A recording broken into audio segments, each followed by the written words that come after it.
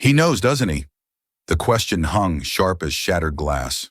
Not about the measly $15 tab, but the 7 words scribbled beneath it. The stars are holes in the blanket.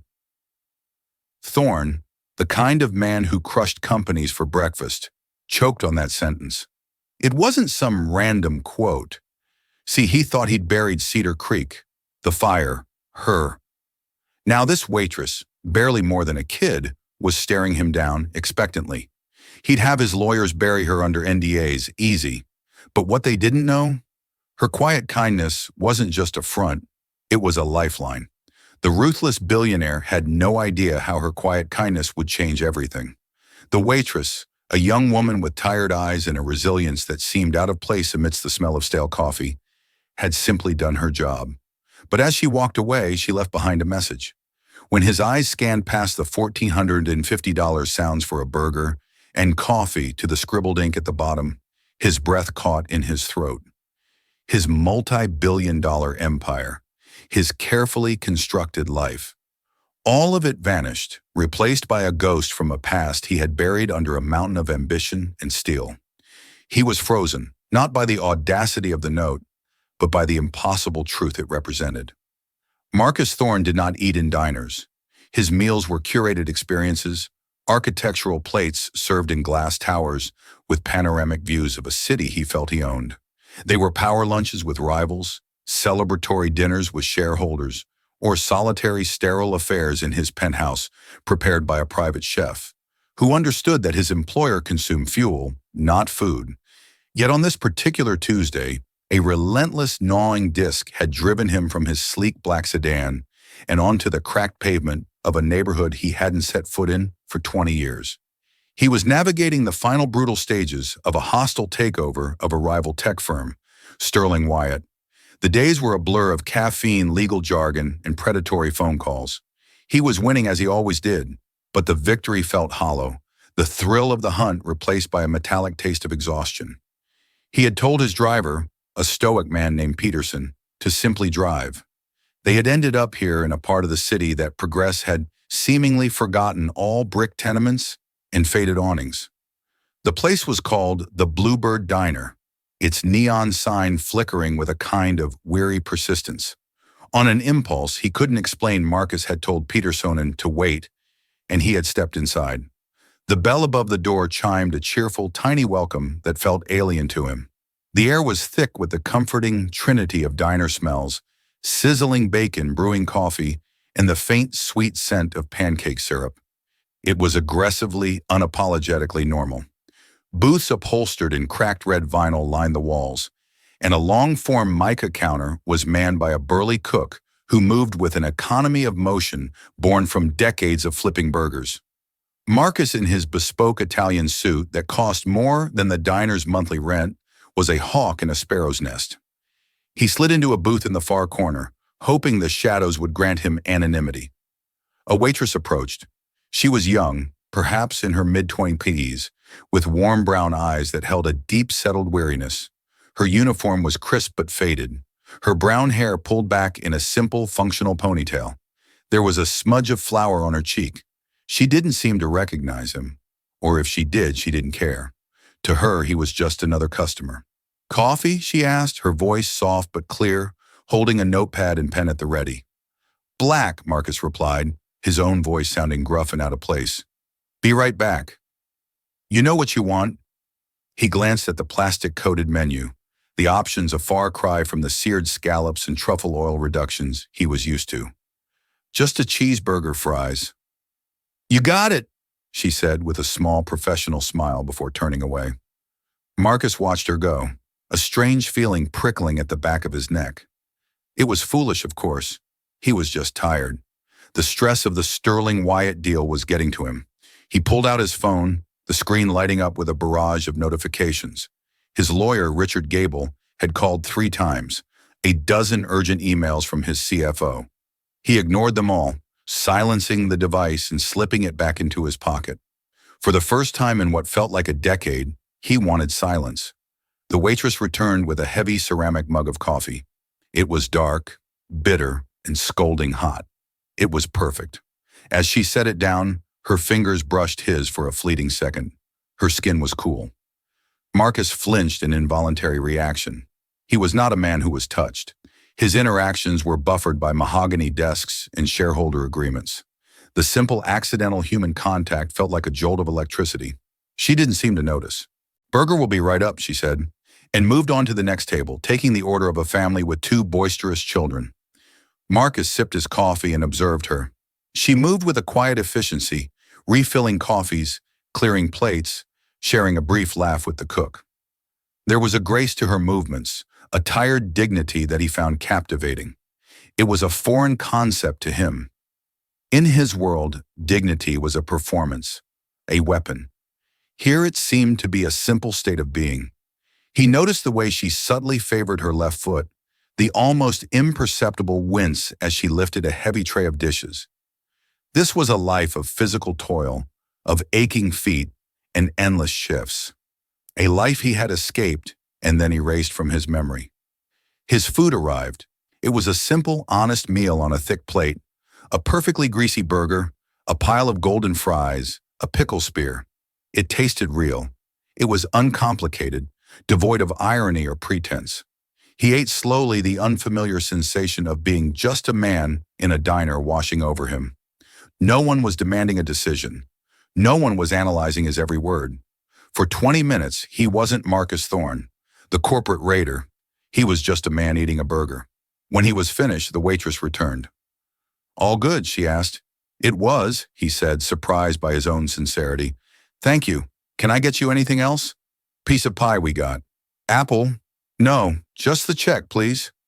She nodded and scribbled on her notepad, tearing off the small green sheet and placing it face down on the table. "Take your time," she said, and then she was gone, attending to the family in the other booth.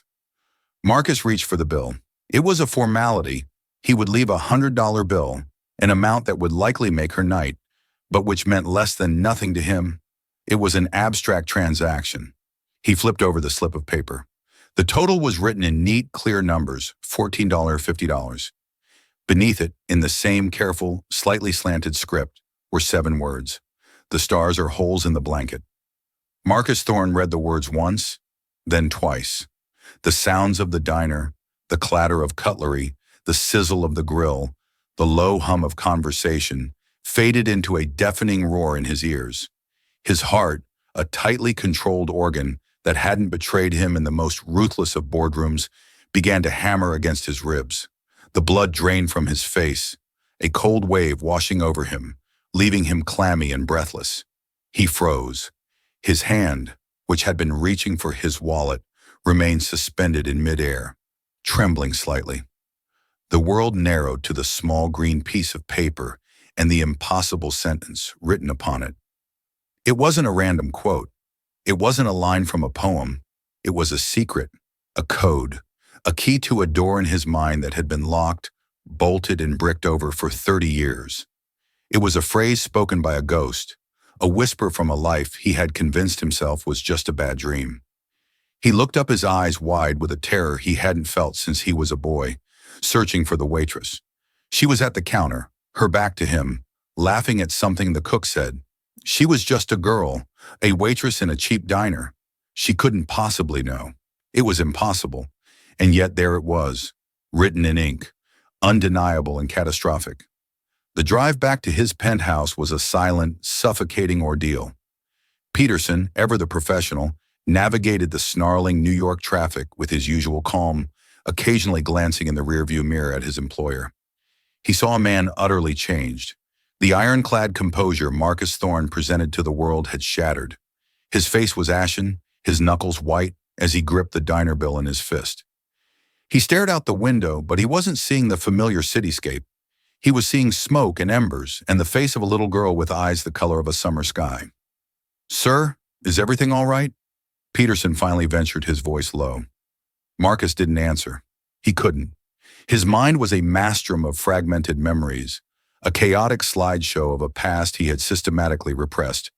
The feel of rough bark under his fingernails as he climbed the old oak tree. The taste of wild blackberries staining his fingers purple. The sound of a little girl's laughter, bright and clear as a bell. And the smell, the acrid, choking smell of fire. Back in the sterile expanse of his penthouse, a minimalist palace of glass and steel overlooking Central Park, the silence was even more profound. The space, usually a sanctuary of control, now felt like a tomb. He walked to the floor-to-ceiling window, the city lights, a glittering, indifferent tapestry below. He smoothed out the crumpled bill on the cold marble of a nearby console table. The stars are holes in the blanket. It was their secret code, his and Lily's. They were 8 years old, lying on their backs in the tall grass behind her small farmhouse in Cedar Creek, a town he hadn't even allowed himself to think of by name in decades. He had been a poor, scrappy kid named Mark. She was Lily, the girl next door, his only friend. She had been afraid of the dark, and he, in a moment of childish inspiration, had pointed to the night sky and whispered, "Don't be scared. The stars are just holes in the blanket of night, letting the light from heaven shine through." She had repeated it back to him, a solemn vow. It became their phrase, a talisman against the things that frightened them. A talisman that had failed so spectacularly, the fire. It came back to him in scorching, disjointed flashes, the orange glow against his bedroom window, the frantic shouts of adults running barefoot across the cold, damp earth. Her house engulfed in flames, a monstrous roaring beast. He remembered breaking away from his mother's grasp, running toward the inferno, screaming Lily's name. He remembered a window, a small figure silhouetted against the flames. He remembered the intense searing heat, the sound of collapsing timber, and then nothing. Blackness. He'd woken up in a hospital, his lungs raw, his arms covered in burns. They told him he was a hero, that he had tried to save her, but they also told him she was gone. Lily and her parents, all lost in the fire. Guilt, a monster he had starved for 30 years, began to awaken in the pit of his stomach, voracious and consuming. He had built his entire life on the ashes of that night. Soon after, his mother, unable to live with the memories, had moved them away. Mark became Marcus. He buried the scared, helpless boy from Cedar Creek and forged a new man, one who was invulnerable, who controlled everything, so he would never feel that powerless again. His ambition was a fortress built to keep the ghosts out, and now a waitress in a cheap diner had breached the walls with 7 simple words. His first instinct, the one honed by years of corporate warfare, was to dismiss it. A coincidence, a freakish, impossible coincidence. He grabbed his laptop, his fingers flying across the keyboard. He searched the phrase. It yielded nothing. No famous quotes, no book passages, no song lyrics. It was unique. It was theirs. Panic began to set in. Was this a shakedown? A scam? Had someone dug into his past, found this obscure detail, and was now using this girl as a pawn to extort him? The idea was both terrifying and in a twisted way comforting. A simple blackmail plot he could understand. He could fight that. He could crush it. He called Richard Gable. "Marcus, I've been trying to reach you. Sterling Wyatt's board is getting nervous. We need to apply more pressure. Forget Sterling Wyatt." Marcus cut him off, his voice a low growl. "I have a different kind of problem. I need you to find someone, a waitress. Her name is Amelia Vance."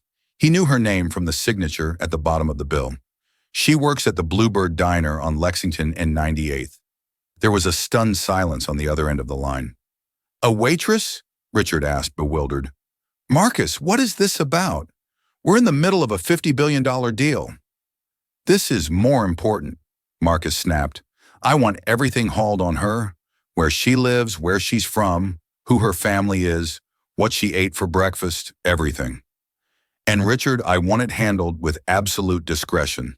No one can know I'm looking into her. Use Frank Morrison. Pay him whatever he wants. Just get it done now." He hung up before Richard could protest further. Frank Morrison was a private investigator, a former NYPD detective who was the best and most discreet in the business. A man who could find a ghost if the price was right. While he waited, Marcus paced his apartment like a caged animal. He couldn't work. He couldn't think. The carefully ordered world of Marcus Thorne was unraveling. He found himself looking in the mirror, but he didn't see the powerful CEO. He saw a scared 8-year-old boy named Mark, his face smudged with dirt and tears. He had failed Lily. He had run from her memory, and now somehow she had returned to haunt him. Meanwhile, in a cramped third floor or walk-up apartment miles away, Amelia Vance was counting her tips. The meager collection of crumpled bills and loose change was barely enough to cover the week's groceries, let alone the stack of overdue notices on her small kitchen table. Her real name wasn't Amelia, it was Lily Ann Carter. She had changed it years ago, hoping to shed the weight of her past like a second skin. She limped into the small adjacent bedroom where her younger brother Leo was asleep. He was 16, but his body was frail, betrayed by a rare and aggressive form of muscular drought. The rhythmic hiss and puff of the oxygen machine by his bed was the constant soundtrack of her life. His medical bills were a mountain of debt she could never hope to climb on a waitress's salary. Her gamble at the diner had been an act of pure, undiluted desperation. For years she had lived with the trauma of the fire, with the memories of a life that was stolen from her. She had been pulled from the wreckage by a firefighter long after Mark had passed out from smoke inhalation. Her parents had perished. She had been sent to a distant relative, a cold and indifferent woman who had died when Lily was 18, leaving her completely alone to care for her ailing brother, who had been born a few years after the fire to that same relative. One day, months ago, while waiting for Leo's appointment at a clinic, she had idly flipped through a magazine, and there he was. The face was older, harder, etched with power, and devoid of the boyish warmth she remembered. But the eyes were the same. It was Mark, only now the world called him Marcus Thorne. She had read the article, a profile of his ruthless climb to the top, his cold efficiency, his vast, unimaginable wealth. For weeks, she had wrestled with what to do. He was a stranger, a billionaire titan. The boy she knew was gone. But as Leo's condition worsened and the final notices piled up, desperation had won.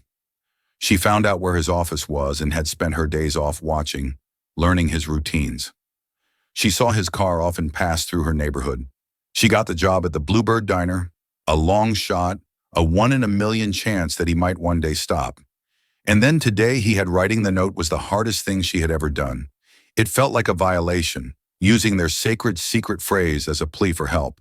But as she watched him freeze his face, a mask of shock and disbelief, a tiny, terrified part of her felt a sliver of hope.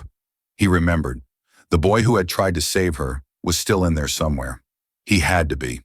She checked on Leo one last time, adjusting his blanket, her heart aching with a mixture of fear and a fragile, burgeoning hope.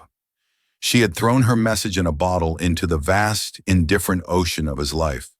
Now all she could do was wait and see if it would ever reach the shore. Frank Morrison was a man who moved through the city's digital and physical veins like a phantom. He was a relic from a bygone era, a man who preferred worn shoe leather to search engine algorithms. But he had adapted. Within 24 hours of Richard Gable's call, he had a preliminary file on Amelia Vance delivered to Marcus Thorne's office. Marcus dismissed his secretary for the day, locked the door to his sprawling corner office, and opened the thin manila folder. The report was concise, devoid of emotion, a collection of cold, hard facts that did little to quell the storm inside him. Name Amelia Vance.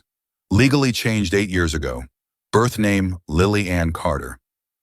Due August 12, 1990. Place of birth, Cedar Creek, Pennsylvania. The name of the town hit Marcus like a physical blow.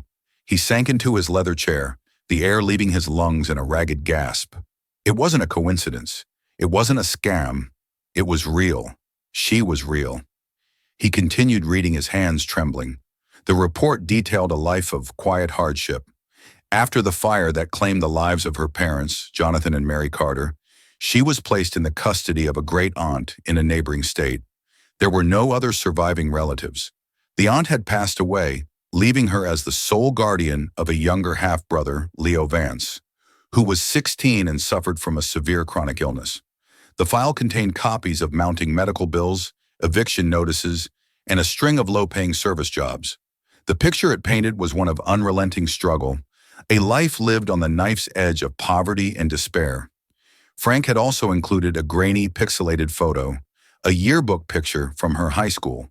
The face was younger, less worn, but the eyes were the same. He remembered those eyes. He remembered them looking up at him from a tire swing full of mischief. He remembered them wide with fear in the flickering firelight. Cedar Creek. The name echoed in his mind, unlocking doors he had sealed shut. He closed his eyes and the sleek, modern lines of his office dissolved, replaced by the rustic, familiar sights of his childhood. He saw the winding dirt road that led to his small, dilapidated house. He saw the towering oak tree on the property line between his home and Lee's, its branches their shared kingdom.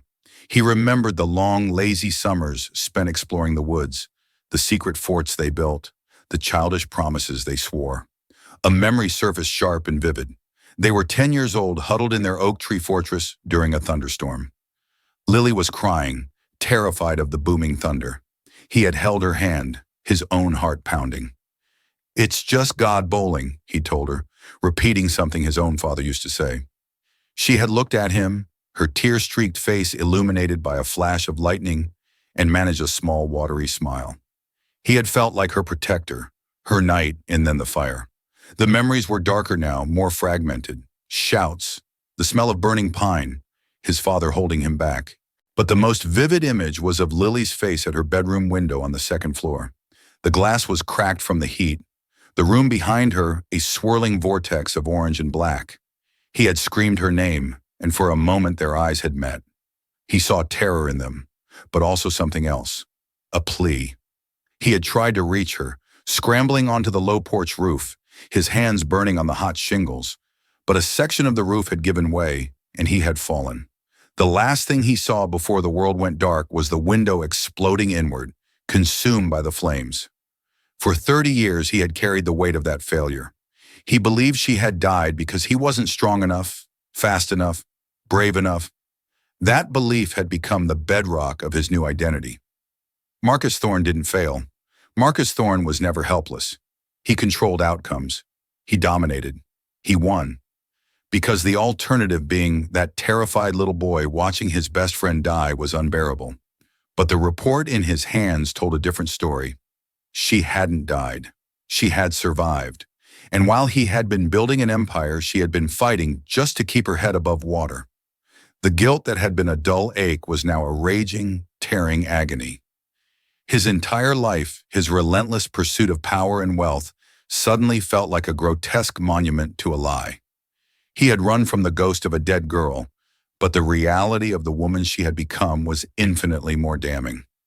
He looked at the final page of the report. It was Amelia Vance's current address, a tenement building in the Bronx, a world away from his Park Avenue penthouse. He knew he had to see her. He had to hear it from her own lips. But what would he say? "Sorry, I thought you were dead for 3 decades while I became one of the richest men in the world." The absurdity, the sheer moral bankruptcy of his position was staggering. The phone buzzed. It was Richard. "Marcus, I just got off the phone with Frank. He gave me the rundown. This is complicated. Be careful. A woman like that from that kind of background. This screams of a setup. She's desperate. People do crazy things when they're desperate." "She's not desperate, Richard," Marcus said, his voice quiet, hollowed out. "She's surviving. There's a difference. What are you going to do?" Marcus looked out his window at the city stretching out below him.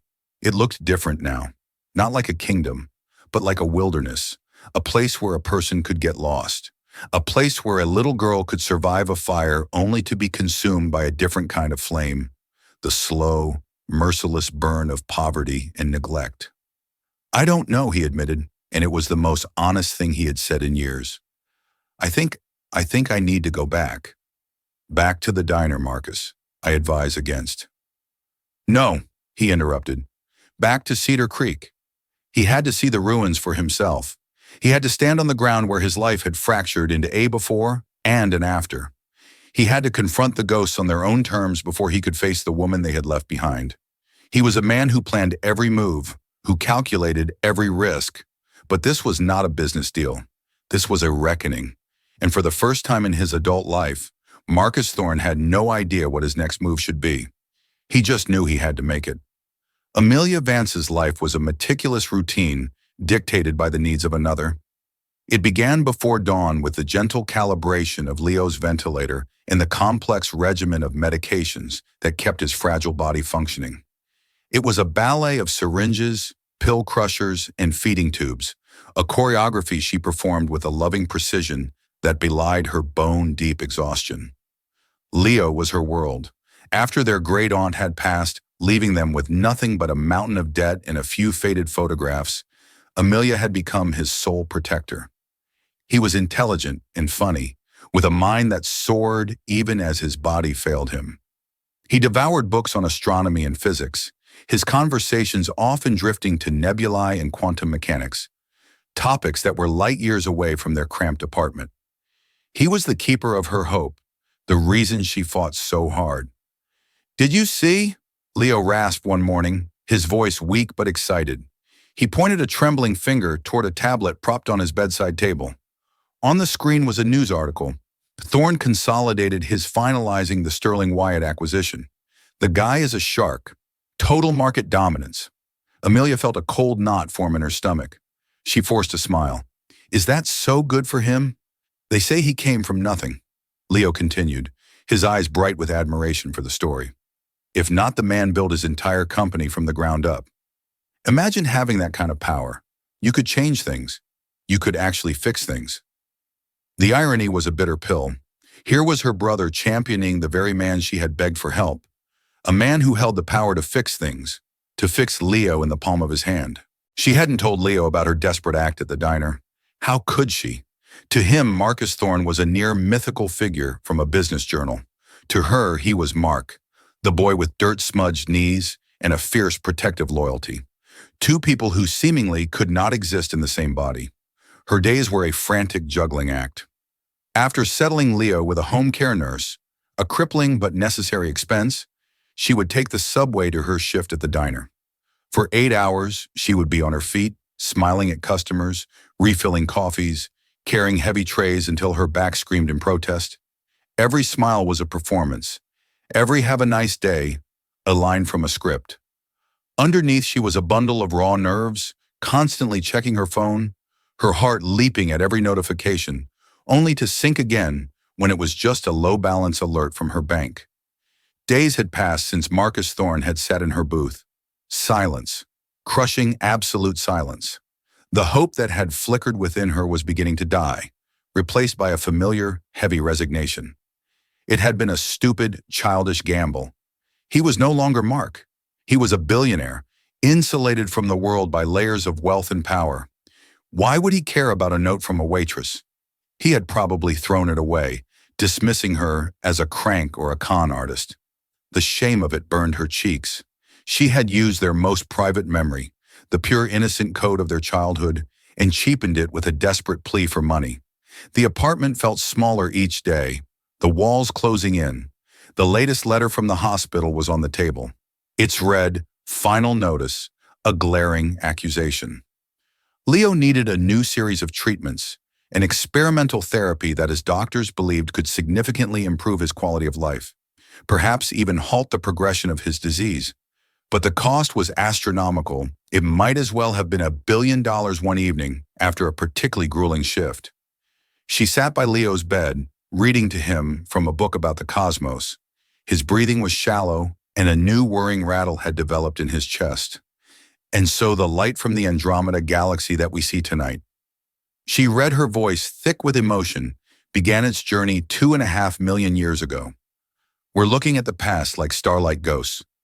Leo turned his head slightly, his eyes finding hers. "Are you okay, Mia?" he whispered. He always called her Mia. She couldn't hold it in any longer. The tears she had been suppressing for days finally broke free, silent and hot. "No," she choked out. "I'm not okay, Leo. I'm so scared." She confessed everything about growing up as Lily Carter in Cedar Creek, about the fire, about her childhood friend Mark, and about seeing him in the magazine, a man named Marcus Thorne, and the insane, desperate plan she had concocted. Leo listened without interruption, his expression unreadable. When she finished her story, hanging in the quiet room between them, he was silent for a long moment. "The stars are holes in the blanket," he said softly, his voice filled with a strange wonder. "You told me that story when I was little. I thought you made it up." "He made it up," she corrected, wiping her eyes. "A long time ago. So you didn't just ask him for help. Leo reasoned his mind as always, cutting straight to the core of the matter. You reminded him of who he was. It was stupid, she lamented. He's not that person anymore. People change. Maybe, Leo said, his breathing labored. Or maybe they just forget. Maybe sometimes they need someone to help them remember. His words, simple and profound, struck her. She had seen her actions as begging, but Leo saw it as something else, an act of remembrance, a reminder of a promise made by a little boy in a world before it was scorched by fire and ambition. The next day her phone rang. It was an unknown number, a Manhattan area code. She almost ignored it, assuming it was another debt collector, but something made her answer. "Hello," she said, her voice trembling. "Amelia Vance." The voice on the other end was deep, formal, and unfamiliar. "My name is Richard Gable. I am calling on behalf of Marcus Thorne. He would like to arrange a meeting with you." Amelia's heart stopped. She had to lean against the wall for support, her knees suddenly weak. "A meeting," she stammered. "Why, he would prefer to discuss that with you in person," Gable replied coolly. "He has asked me to assure you that this is not a hostile conversation. He suggests a neutral location. Tomorrow at noon, the Conservatory Garden in Central Park. Do you know it?" "Yes," she whispered. "A car will be sent to your address at 11:30 to bring you there. Will that be acceptable?" It was happening. After all the waiting, the fear, the second guessing, it was finally happening. Her message in a bottle had been found. She didn't know if the man who found it would be a friend or a foe, a savior or an executioner. She only knew that her life and Leo's was about to change forever. "Yes," she said again, her voice a little stronger this time. "That will be acceptable." Cedar Creek was a ghost. Marcus had driven there himself, dismissing Peterson and taking one of the less conspicuous cars from his garage. The 6-hour drive was a pilgrimage through a landscape of memory. The town he had left behind 30 years ago existed only in his mind. The real Cedar Creek was smaller, sadder. The main street was dotted with shuttered storefronts. The old cinema was a hollowed-out shell. It was a town that time was slowly erasing. He didn't stop. He drove straight to the old dirt road, now paved over, but still achingly familiar. He parked where his childhood home once stood. There was nothing there now but a field of overgrown weeds and a crumbling stone foundation. He got out of the car, the air cool and crisp smelling of damp earth and pine, a scent that immediately transported him back. He walked across the field to the property line, and there it was, the old oak tree. It was bigger, its branches thicker and gnarled with age, but it was unmistakably the same tree. He ran a hand over its rough bark, half expecting to feel the worn notches they had carved as footholds. This was their kingdom, their sanctuary. He looked across to where Lily's house had been. It was an empty lot scarred by a wide blackened patch of earth, where nothing grew even after 3 decades. A grave marker for a life that was. He stood there for what felt like an hour, the past washing over him in relentless waves, the joy and the terror inextricably linked. He finally understood he hadn't just lost his friend that night. He had lost himself. Mark had died in that fire too. Marcus Thorne was the scar tissue that had grown over the wound. He returned to New York with a heavy settled resolve. He was done running. He instructed Richard to arrange the meeting. He chose the Conservatory Garden, a place of quiet, curated beauty, as far from the cold world of his boardroom, in the gritty reality of her diner, as he could imagine. He arrived early, dressed not in a suit, but in simple dark trousers and a cashmere sweater. He wanted to look less like a titan of industry and more like a man. He waited by the central fountain, the gentle sound of splashing water doing little to calm the frantic beating of his heart. He saw her before she saw him. She was walking hesitantly along the path, looking small and vulnerable against the backdrop of meticulously manicured hedges and blooming flowers. She wore a simple dress, one he suspected was her very best. Her face was pale, her hands clasped tightly in front of her. This wasn't a predator sizing up her prey. This was a young woman walking into the biggest, most terrifying unknown of her life. As she drew closer, their eyes met. The years melted away.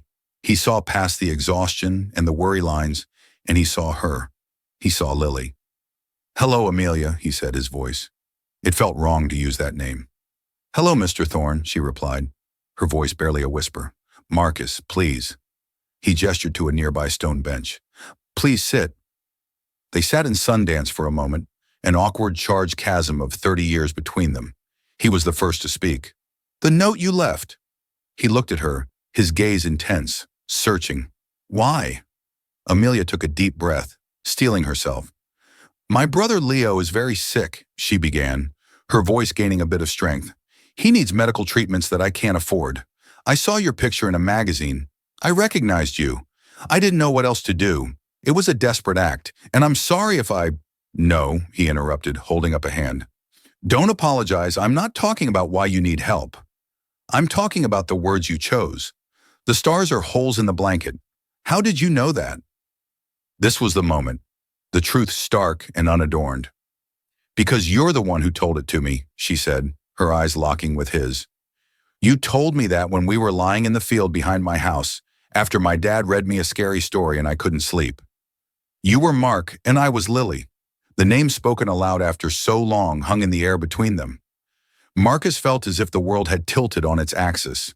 Hearing it from her, seeing the unwavering truth in her eyes made it irrevocably real. "I saw you," he said, his voice cracking. "That night I saw you in the window." Tears welled in Amelia's eyes, spilling down her cheeks. "I saw you too. You were on the porch roof. I was so scared, Mark. The smoke was everywhere. I couldn't breathe. I thought I was going to die." "I tried to get to you," he whispered, the confession torn from a place of deep ancient guilt. "I tried, but the roof it broke. I fell. I failed. I thought you died in there. A fireman got me out," she explained, her voice choked with tears. "He came through the window just after you fell. He said a few more seconds and it would have been too late. You didn't fail, Mark. You showed them where I was." "You kept me at the window," the fireman said. "You saved my life." Marcus stared at her, his mind reeling. He had built his life on a foundation of failure and guilt. He had become Marcus Thorne because he believed he had let Lily die. And now she was telling him the opposite, that his desperate, childish act of courage had actually saved her. It was too much to process. The carefully constructed walls of his psyche began to crumble. "My parents," she trailed off, her voice thick with sorrow. "I know," he said softly. "I'm so sorry, Lily." He used her real name. The sound of it from him was a key turning in a lock. The dam of her own carefully controlled emotions burst. She began to sob, not just for her current struggles, but for the lost parents, the stolen childhood, the lonely, difficult years she had endured. In that moment, Marcus Thorne ceased to exist. It was just Mark, the boy from Cedar Creek. Acting on an instinct he didn't know he still possessed, he moved closer and tentatively put an arm around her shaking shoulders. It was an awkward, clumsy gesture from a man unaccustomed to offering comfort, but it was real. He felt her lean into him, a silent acknowledgement of their shared traumatic past. They sat there for a long time, two survivors, adrift in the wreckage of a memory. The billionaire and the waitress were gone. In their place were a boy and a girl who had been forged in the same fire, separated by fate, and now miraculously reunited. The reckoning he had dreaded had become a release. The guilt he had carried for 3 decades began to lift, replaced by a new profound and terrifying emotion: responsibility. He hadn't failed her then, and he would be damned if he was going to fail her now. The days following the meeting in the park were a period of radical and dizzying change for Marcus Thorne. He returned to his life, but his life no longer fit. The corner office felt less like a seat of power and more like a cage. The endless meetings about market shares and profit margins seemed trivial, their language hollow and meaningless. He looked at the faces of his executives and who were ripped at the altar of the bottom line, and he felt a profound sense of alienation. He canceled his appointments for the week, a move that sent shockwaves through his company and set Wall Street buzzing with rumors. He instructed Richard to handle the final push of the Sterling Wyatt acquisition, giving him carte blanche to close the deal. "Just get it done," he'd said, his voice distant. The terms no longer matter to me. Richard was baffled. Marcus, what's going on? You've been obsessed with this deal for a year. We're on the 1-yard line, and you're walking off the field. I have something more important to deal with. Marcus had replied, offering no further explanation. He spent his time in a state of suspended animation. He didn't work. He barely ate. He walked the city for hours, a ghost in his own life, trying to reconcile the man he had become with the boy he had been. The revelation that he had saved Lily, not failed her, hadn't brought him the peace he might have expected. Instead, it had opened a Pandora's box of complex emotions. If he had saved her, then his entire life, his entire motivation for becoming Marcus Thorne, was built on a false premise. Who was he, if not the man forged by guilt? His immense wealth, once the primary measure of his success and security, now felt like a grotesque indictment. He thought of Lily, of Amelia, scrubbing floors, working double shifts, fighting for her brother's life, while he was closing billion-dollar deals and deliberating over which new piece of modern art to hang in his sterile penthouse. The injustice of it was a physical weight on his chest. He tasked Frank Morrison with a new mission, not just to find information, but to find a solution. I want you to find the best doctors in the world for Leo Vance's condition. He had commanded, his voice filled with a new urgent authority. Spare no expense. I don't care if they're in Zurich or Tokyo. Find them and find out everything you can about the foundation that was supposed to support the families of the Cedar Creek fire. I remember there was a fun setup. The answers came back within days, and they were infuriating.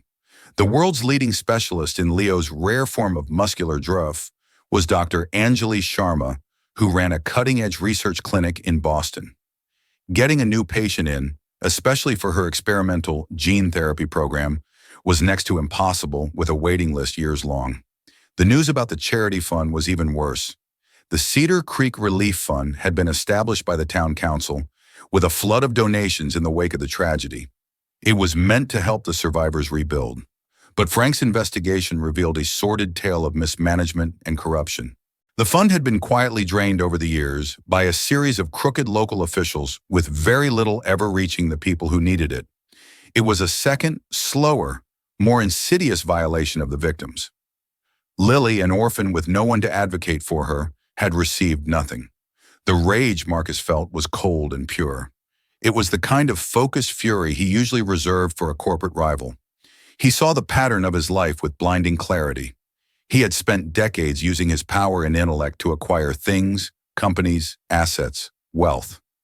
Now, for the first time, he would use it to rectify an injustice. He got on the phone. His first call was to Dr. Sharma in Boston. He didn't ask or plead. He made a proposition. Dr. Sharma, he began, my name is Marcus Thorne. I understand you are doing groundbreaking work, and I also understand your clinic is criminally underfunded. I am prepared to make a donation to your research facility, a donation that will fund your work for the next 20 years. In return, I have a patient who I need you to see immediately. His name is Leo Vance. The second call was to the Attorney General of Pennsylvania. He laid out the findings of Frank's investigation into the Cedar Creek Fund, along with the meticulously gathered evidence. He promised to put the full weight of his own legal team, led by a stunned but obedient Richard Gable, behind the state's prosecution. There would be a reckoning for the men who had stolen from ghosts. His final call was to Amelia. I have some news, he said, skipping any pleasantries. About your brother. He explained about Dr. Sharma, the clinic in Boston, the experimental therapy. He told her a medical transport was being arranged, that the best care money could buy was now at Leo's disposal. He explained it all in a flat, businesslike tone, as if he were outlining a merger. There was a long silence on the other end of the line. When Amelia finally spoke, her voice was choked with an emotion he couldn't quite place. It wasn't just gratitude. It was something more complex. Why are you doing this, Marcus? She asked softly. It was the question he had been asking himself. A simple check would have solved her immediate problems. This was something else entirely. This was a complete reordering of his universe. Because he started, then stopped searching for the right words. Because for 30 years I've been paying a debt to a ghost. I've just found out I've been paying the wrong person. He was deconstructing his own life, brick by painful brick. The acquisition of Sterling Wyatt was finalized. But Marcus felt nothing. The news of his victory was a minor headline in his own mind. The real work, the work of rebuilding a life on a foundation of truth instead of lies, had just begun. He arranged for Amelia and Leo to be transported to Boston, overseeing every detail himself. He also made another arrangement. He bought the empty lot in Cedar Creek, where her house used to stand. He wasn't sure what he was going to do with it yet, but he knew he couldn't let it remain a scar on the land. It needed to be a place where something could grow again. The Boston Clinic became the stage for their new beginning. Marcus had orchestrated everything, bringing the world's best medical science to bear on Leo's condition. Weeks turned into months, and a miracle began to unfold. The experimental therapy was working. Leo's strength slowly returned, a defiant spark reigniting in his eyes. The day Dr. Sharma confirmed the treatment's profound success. Amelia turned to Marcus, her face awash with a joy so pure it stunned him, and hugged him with unrestrained gratitude. In that embrace, Marcus felt the last vestiges of his cold, empty empire crumble away. His transformation was swift and decisive. He stepped down as CEO of Thor Consolidated, handing the reins to a successor. His life's work would no longer be acquiring companies, but mending lives. He poured billions into creating the Carter Vance Foundation, a new entity dedicated to funding research for rare diseases and supporting families crushed by medical debt. He asked Amelia to be his partner in running it not as a subordinate, but as its heart and moral compass. Their bond was not one of romance, but something deeper, a familial tie forged in a long-ago fire. Months later, the three of them stood before a beautiful new library in Cedar Creek, built on the once scorched earth where Amelia's home had stood. A plaque honored her parents, turning a place of tragedy into one of hope. That evening, Leo, now able to pilot his own powered wheelchair, looked up at the star-filled sky. Marcus looked at Amelia, a quiet understanding passing between them. He had finally learned that a life's true measure wasn't the walls you built to protect yourself, but the light you let shine through the holes in the blanket. What you've just heard is more than a story about a billionaire and a waitress. It's a powerful reminder that our past never truly leaves us. It shows how a single compassionate act, a simple message scribbled on a bill, can unravel a lifetime of carefully constructed lies and lead to profound redemption. Marcus and Amelia's journey teaches us that true wealth isn't measured in stock prices or bank accounts, but in the connections we forge and the healing we can offer one another. It's a testament to the idea that it's never too late to confront our ghosts, to right old wrongs, and to become the person we were always meant to be. If this story of second chances and the incredible power of human connection moved you, please take a moment to show your support. Hit that like button. Share this video with someone who might need to hear it, and be sure to subscribe to the channel for more stories that inspire and make you think. Your support helps us continue to bring these powerful narratives to light. Thank you for listening.